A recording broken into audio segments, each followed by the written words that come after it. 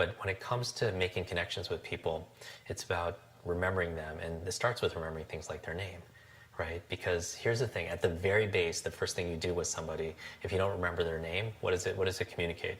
It communicates like that we don't care, or we're not interested, or they're not important. And that, right after that, it doesn't matter what you say to somebody, right? Because we know that remembering someone's name is the sweetest sound to a person's ears, and so that's why, it's so important to be able to do that. And I think there are three keys to remembering names and remembering being a better connector, being a better networker. It doesn't matter if you're at a networking event, a business conference, or a wedding, if you will.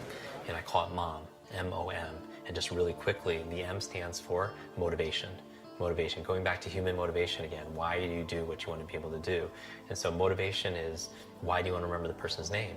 Because if you can't come up with one reasons, you won't remember the person's name. It's so funny though, people who say that they're horrible with names, that I could have a suitcase here of $100,000 and I say, remember the name of the next person you meet. Every single person would remember it just to get that $100,000 for them or their favorite charity. So they're memory experts, so it had nothing to do with their potential, had nothing to do with their capability, had everything to do with whether or not they wanted to or not. Right? And think about the names of people we tend to remember, people that we're attracted to, people that we want to close business with. So have that kind of emotional connection with everybody and be interested, and that really shows up. The O in MOM stands for observation. Observation, and it's kind of the thing, I talk about the first time I met President Clinton, and a lot of people know him as an incredible, leader, independent of your political bent. He has incredible charisma, connector, communicator. A lot of people don't know he has an incredible memory. Incredible. Every time I see him, he remembers my name, remembers to pick up for the last conversation.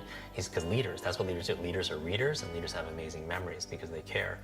But I wanted to find out. I remember asking him a number of times, how do you remember people's name? What memory trick do you use? And he doesn't use any memory trick.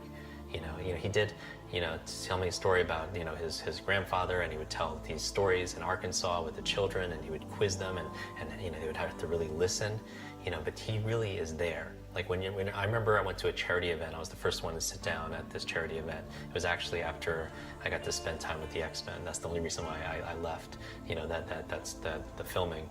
And then when I'm sitting there, I was the first one there. There's 2,000 people.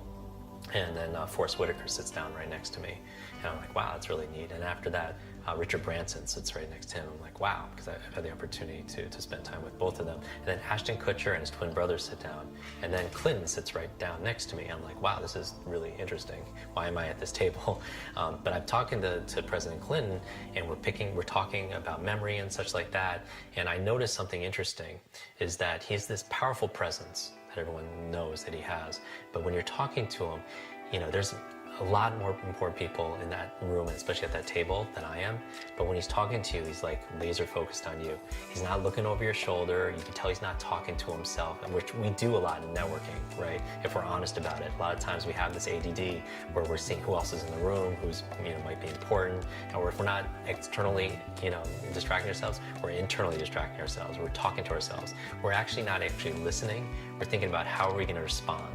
And that's where our focus is, and we wonder why we're not connecting with people really well. So I think memory is important when you're making new connections and you're networking, but also really being present. Because I think his memory, President Clinton, his powerful presence comes from being powerfully present. Do you know what I mean? It's like his powerful presence comes from being powerfully present. He's in there in the moment. He's not in the future. He's not in the past. And he's right there with you. And finally, the other M in MOM stands for mechanics. The tools, the tips, the techniques, kind of things we teach. How to learn a foreign language, how to remember names, how to give a speech without notes, how to remember PIN numbers, passcodes, what have you. But if you don't have the motivation to remember something and you don't pay attention, have the observation, the mechanics aren't going to help. In order for your business to grow, you have to grow. So it's based on personal growth, right? And I think like the mother and father of personal growth is learning.